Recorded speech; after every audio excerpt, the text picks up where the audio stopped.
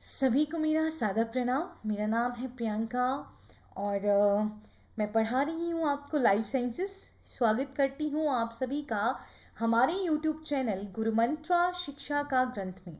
तो आज जो टॉपिक्स आपको अपनी स्क्रीन पे दिखाई दे रहे हैं उन पे है आपका प्रैक्टिस सेशन। यही टॉपिक हमने अब तक कवर किए हैं और इन्हीं पे आपका आज प्रैक्टिस सेशन रहेगा। उम्मीद करती हूँ आप सभी बहुत बेहतर तरीके से परफॉर्म करेंगे और ये है आपका रूल्स हमेशा की तरह जो रहते हैं। 15 क्वेश्चन आपसे पूछे जाते हैं। टोटल मार्क्स जो रहेंगे वो 30 रहेंगे। हर एक क्वेश्चन 2 मार्क का रहेगा। नेगेटिव मार्किंग जो है 50% है। पेन और नोटबुक लेके रखा करिए क्योंकि हर बार मैं कहती हूँ लेकिन आप ज़रूर आंसर करते हैं। लाइव जब चल रहा होता है आप लाइवली आंसर कर रहे होते हैं लाइव चैट में, लेकिन आई वांट कि बाद में आप कमेंट सेक्शन में अपना स्कोर भी बता दें। उससे मुझे भी पता चलेगा कि आप कितना कर रहे हैं। So good luck. Here is your first question on your screens. ध्यान से क्वेश्चन पढ़िएगा और आंसर करिएगा।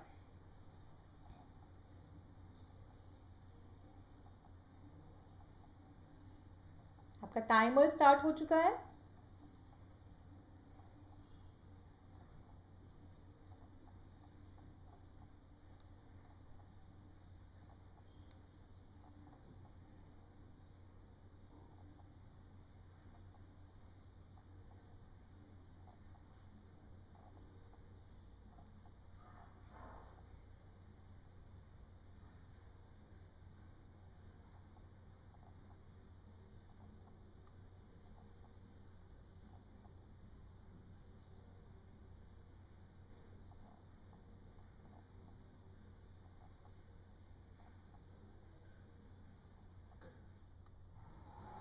तो रुक जाइए, आपका टाइम जो है वो ख़त्म हो गया है। आपसे क्या पूछा गया था?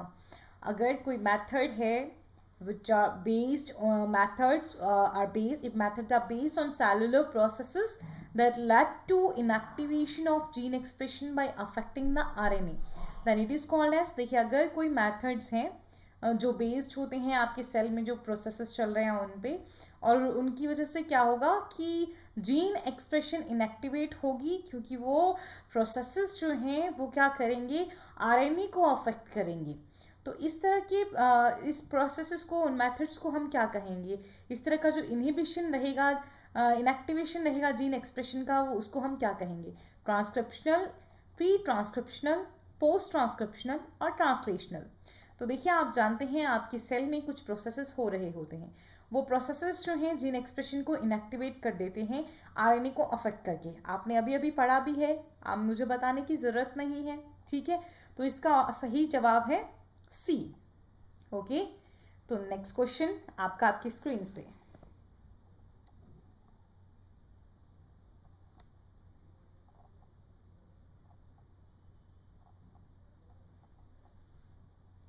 आपका टाइमर स्टार्ट हो गया।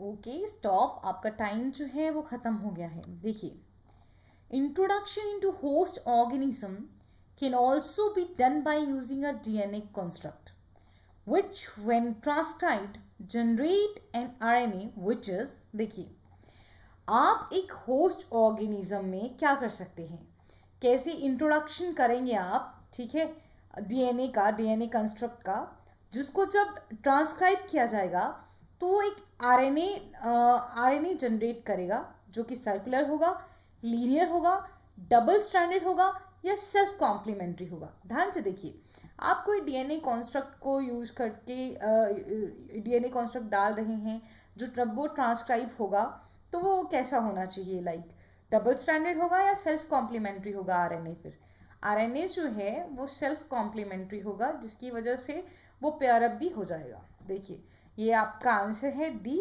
देखिए introduction into the host organism can also be done by using a DNA construct. We know that, which when transcribed generates RNA which is self-complementary.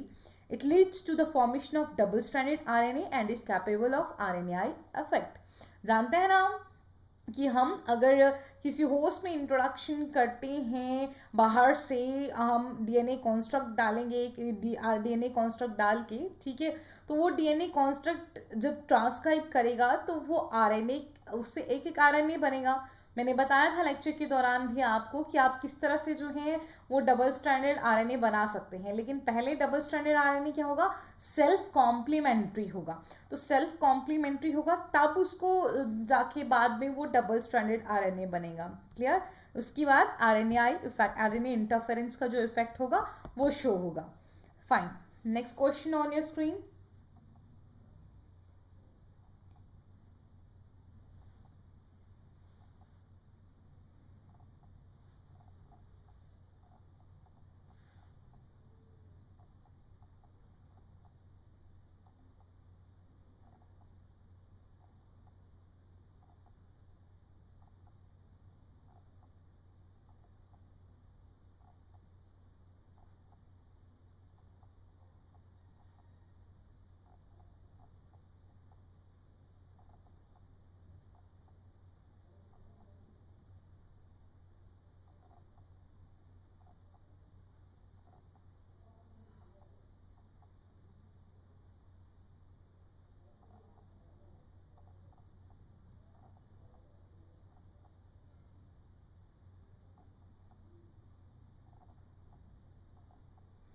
Okay, time खत्म हो गया।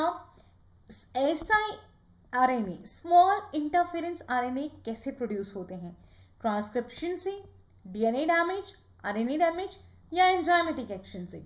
तो ये प्रोड्यूस होते हैं एंजाइमेटिक एक्शन से। डी आपका सही जवाब रहेगा। आपको पता है डाइसल्क्लीव करता है, उसके बाद ही हमें सही आरएनए जो है वो मिलते हैं। Fine, okay, next question on your screens.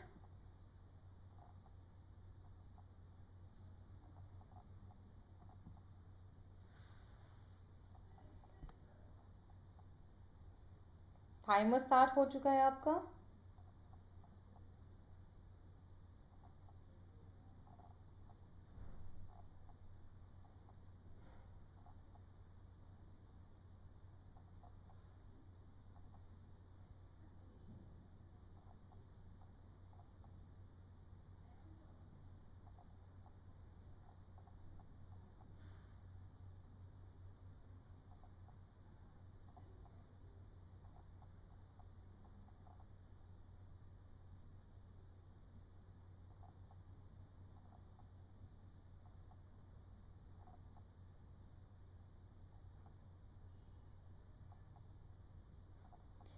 उम्मीद है आपने क्वेश्चन बहुत अच्छे से पढ़ लिया होगा।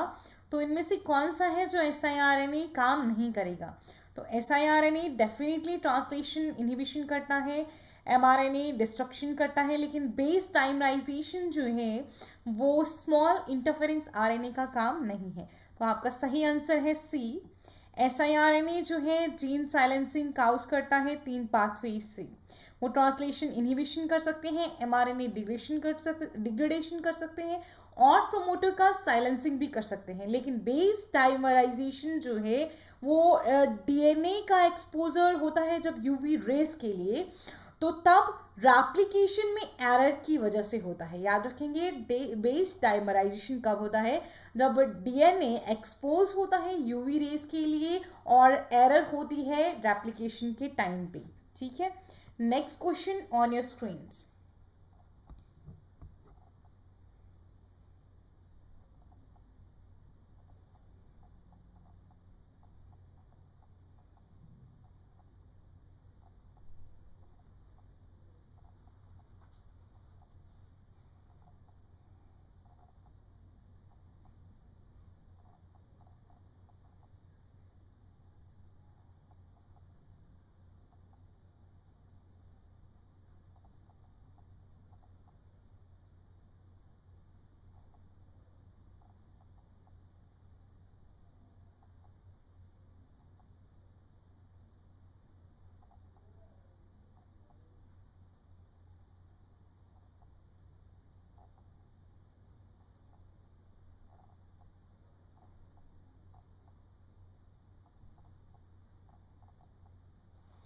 ओके, डाइसर क्या होता है? देखिए मैंने आपको बताया था कि डाइसर जो है वो आरएनएस 3 टाइप एंजाइम होता है। तो इसका सही आंसर है हमारे पास बी। ठीक है, आपको याद होना चाहिए कि डाइसर जो है आरएनएस 3 लाइक एंजाइम है, जो डबल स्ट्रैंडेड आरएनएस को रिकॉग्नाइज करता है, उनको क्लीव करता है, उनको छोटे छोटे फ्रेगमेंट्स में क्लीव कर देगा। वो 23 न्यूक्लियोटाइड लॉन्ग हो सकते हैं, 21 न्यूक्लियोटाइड लॉन्ग हो सकते हैं, आइदर siRNA और miRNA। So next question on your screen.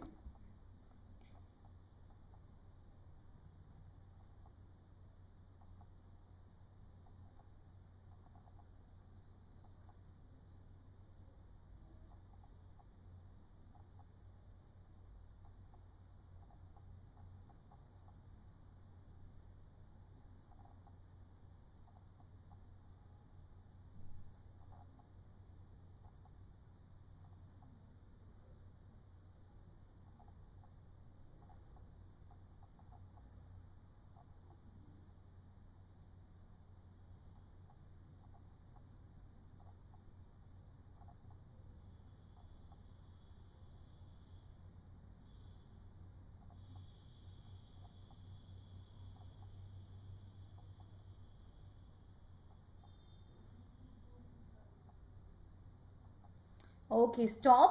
First mRNA जो सिनोरैबिडिटिस एलिगेंस में आइडेंटिफाई किया गया था वो लिन4 था, जैसा कि लेक्चर के दौरान बताया गया था। बार बार बताऊंगी क्योंकि जिन्होंने देखा है लेक्चर उन्हीं को पता होगा, कुछ एक को खुद से भी डेफिनेटली पता रहेगा। ठीक है, तो सिनोरैबिडिटिस एलिगेंस में सबसे पहले लिन4 mRNA को डिस्कवर किया गया था। उसके अलावा लेट4 होता है। लिन4 जो है वो लिन14 के mRNA को डिस्ट्रॉय करता है। So your answer is C. Next question, सोच समझ के आंसर करिएगा इस क्वेश्चन का। कोई ऐसे जल्दी जल्दी में भागने की जरूरत नहीं है, आराम से आंसर करना है। ठीक है,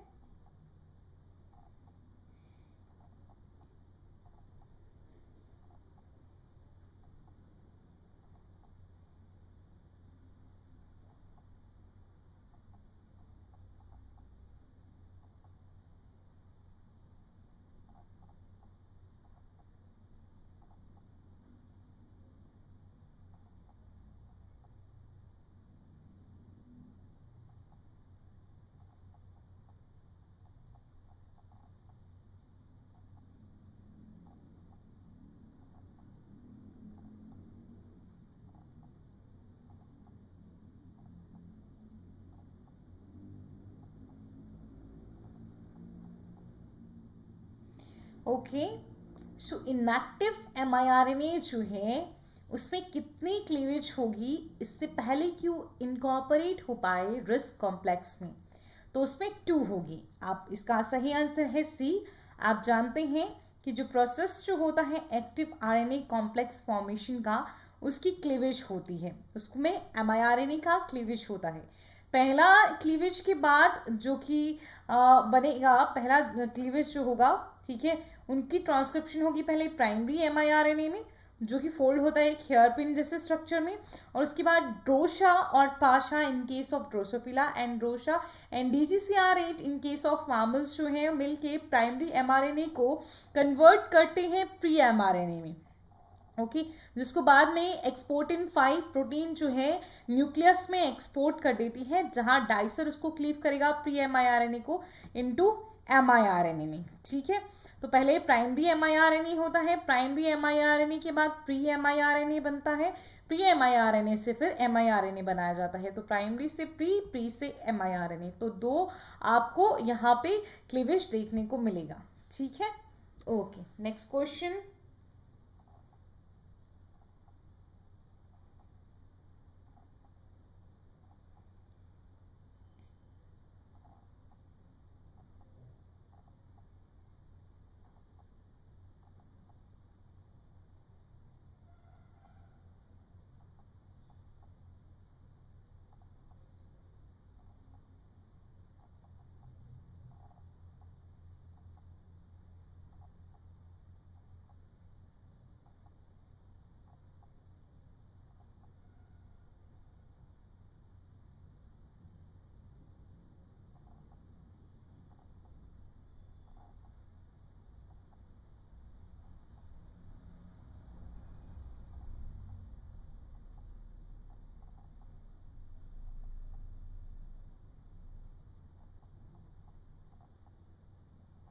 ओके, कौन सी, ओके, ये थोड़ा सा स्लाइड हो गया एकदम से, ठीक है। तो कौन सा एंटीबायोटिक है जो एसोसिएटेड नहीं होता इनहिबिशन ऑफ प्रोटीन के साथ? जैसा कि आपने आंसर देख ही लिया है, तो डायरेक्ट मैं मूव करती हूँ। पेंसिलिन जो है वो प्रोटीन सिंथेसिस के साथ नहीं, वो ज़रूर इनहिबिट करेगा, आगे नहीं ग्रो करने देगा बैक्टीरिया को, लेकिन पेंसिलिन जो है ये इनहिबिट करता है बैक्टीरिया को by inhibiting the synthesis of the cross links and making cell wall too weak to resist osmotic lysis. आपको पता है बैक्टीरिया की सेल वॉल में जो है वो क्रॉस लिंकिंग होती है, ठीक है। तो उस क्रॉस लिंकिंग को इनहिबिट कर देता है पेंसिलिन, तो इसमें प्रोटीन सिंथेसिस वाला रोल नहीं हुआ। क्लियर है? Next question.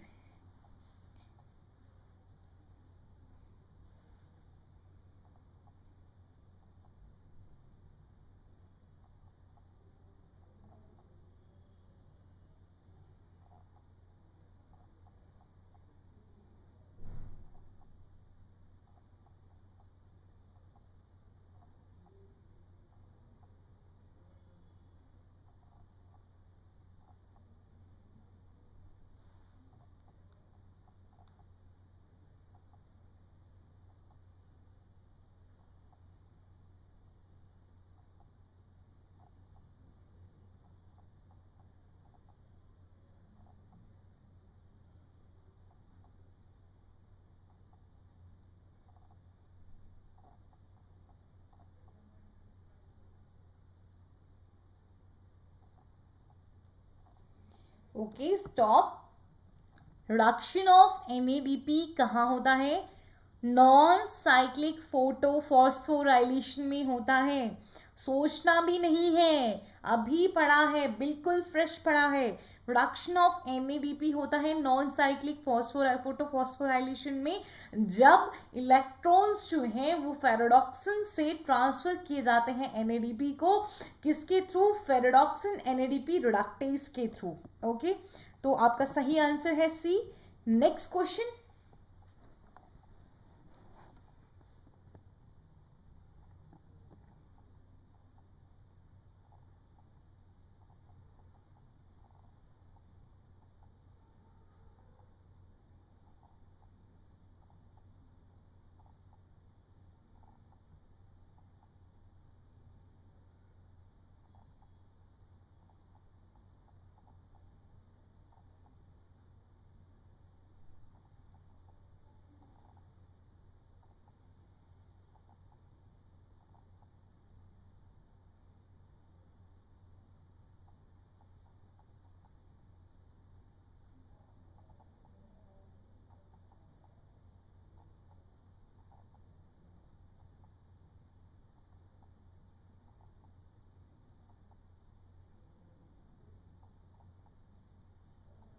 Okay, two pigment system theory जो थी वो किसने दी थी? ये दी थी एमर्शन ने, जिसमें उन्होंने शो किया था कि जब दो बीम ऑफ लाइट दी जाती हैं, एक शॉर्ट वेवलेंथ का, एक लॉन्गर वेवलेंथ का, साइमल्टेनियसली अगर उसको दिया जाएगा तो हमारे पास फोटोसिंथेसिस जो रेट है वो एनहांस्ड हमें दिखता है, ठीक है। तो आपका आंसर बनता है D. Next question.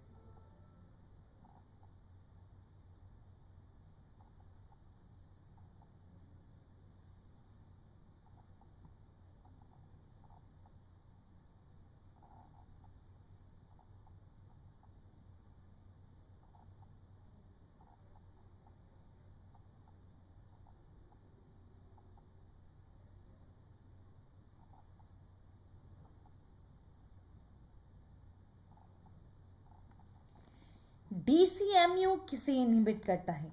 DCMU inhibit करता है फोटो सिस्टम 2 को। कहाँ पे? जल्दी से बताइए कहाँ पे? जो आपके पास प्लास्टोक्विनोन ए होता है और प्लास्टोक्विनोन बी होता है। प्लास्टोक्विनोन बी पे उसके बीच में डीसीएमयू जो है वो इनहिबिट करता है। डीसीएमयू प्लास्टोक्विनोन बी के साथ कॉम्पिटिटिव इनहिबिशन करता है। क्लियर? तो ये आंसर हमारे पास यहां हो जाता है B. Next question,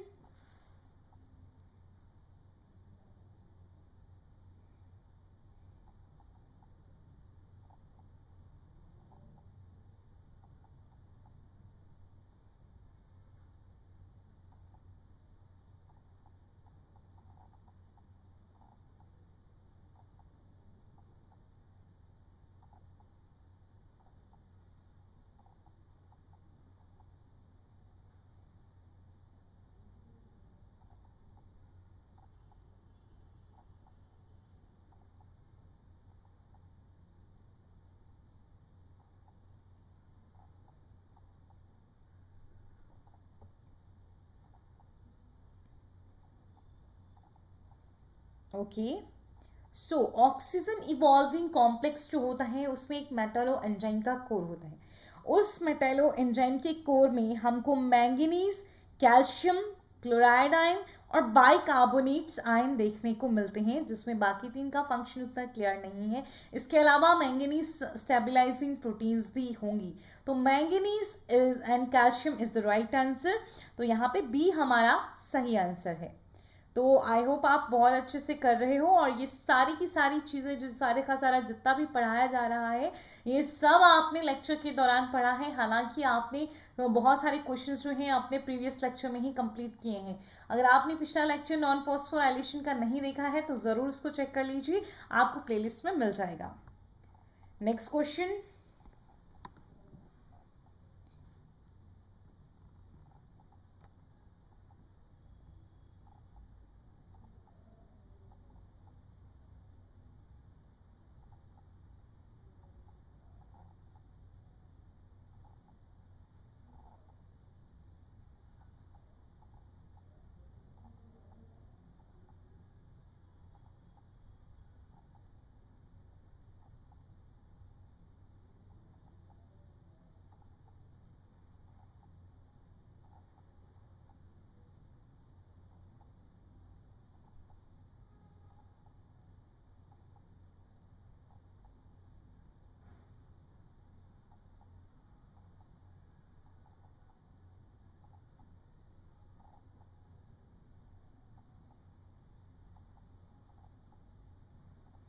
okay stop. Plant जब डिसिपेट करते हैं अपनी एक्सेस एक्साइटेशन एनर्जी को हीट की फॉर्म में, ताकि वो खुद को बचा सके फोटो इनहिबिशन से। इस मैकेनिज्म को क्या बोलते हैं? देखिए, एक्साइटेशन एनर्जी को डिसिपेट किया जाएगा हीट की फॉर्म में, तो इसको हम बोलते हैं नॉन फोटोकेमिकल क्वेंचिंग। क्योंकि जब फोटोकेमिकल क्वेंचिंग होता है तो उसमें आपको फोटोकेमिकल रिएक्शंस देखने को मिलेंगे, और फोटोकेमिकल नॉन फोटोकेमिकल क्वेंचिंग दोनों में ही कैरोटीनॉइड्स अपना बहुत अच्छे से रोल प्ले करते हैं। तो correct answer is B. So here is next question on your screens now.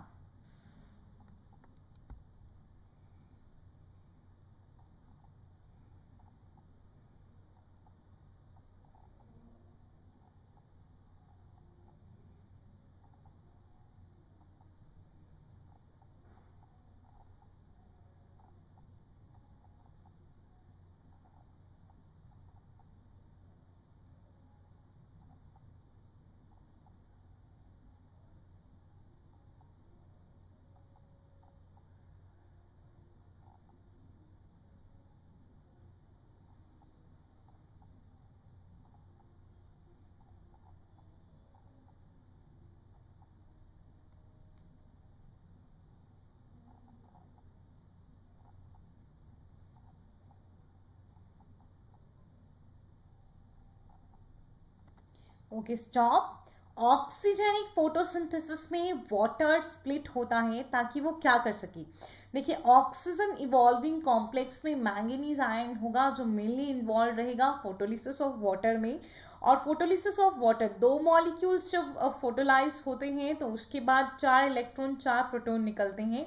जो इलेक्ट्रॉन्स हैं वो मूव करते हैं फिर हमारे पास P680 में, जो हमारे पास पिगमेंट 680 है वहां पे वो मूव करते हैं। P680 जो है क्या करता है, जैसे ही फोटॉन्स आते हैं वो एक्साइट हो जाता है, एक्साइटेशन के बाद वो अपने इलेक्ट्रॉन लूज करता है, थियोफाइटिन को एंड यूबिक्विनोल को।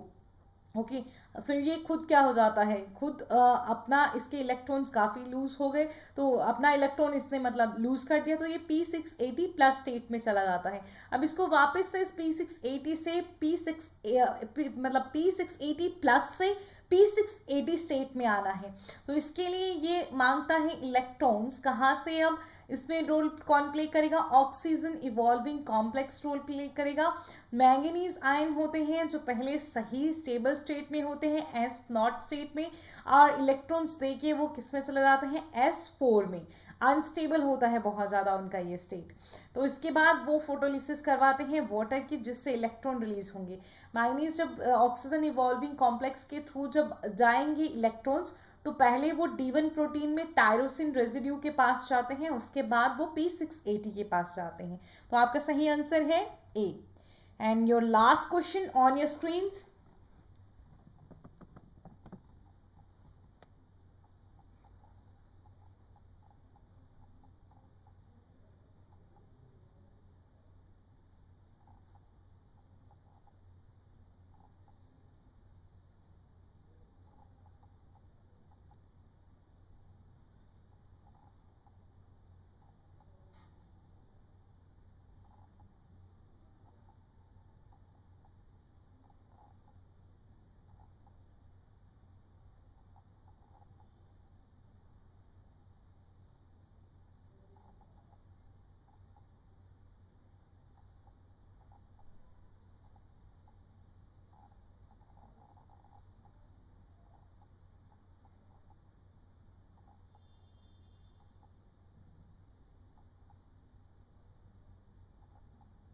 ओके आपका टाइम खत्म हो चुका है। तो रिस्के एफीएस प्रोटीन जो है वो साइटोक्रोम B6 कॉम्प्लेक्स में पाया जाता है। साइटोक्रोम B6F कॉम्प्लेक्स में एक रिस्की एफीएस प्रोटीन सेंटर होता है और उसके बाद 2 आपके पास B होंगे और एक F होता है, ये मैंने आपको पढ़ाया था। तो इसका सही आंसर होता है B।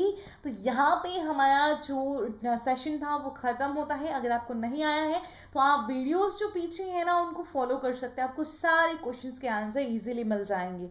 तो इसी तरह से सारे लेक्चर्स को देखते रहिए और क्वेश्चंस के आंसर करते रहिए और हमें सब्सक्राइब कर लीजिए, प्रेस द बेल आइकॉन ताकि आपको नोटिफिकेशन मिलता रहे। प्लीज़ सपोर्ट करते रहिए ताकि हम आपके लिए और बेहतर करते रहे। Thank you, take care.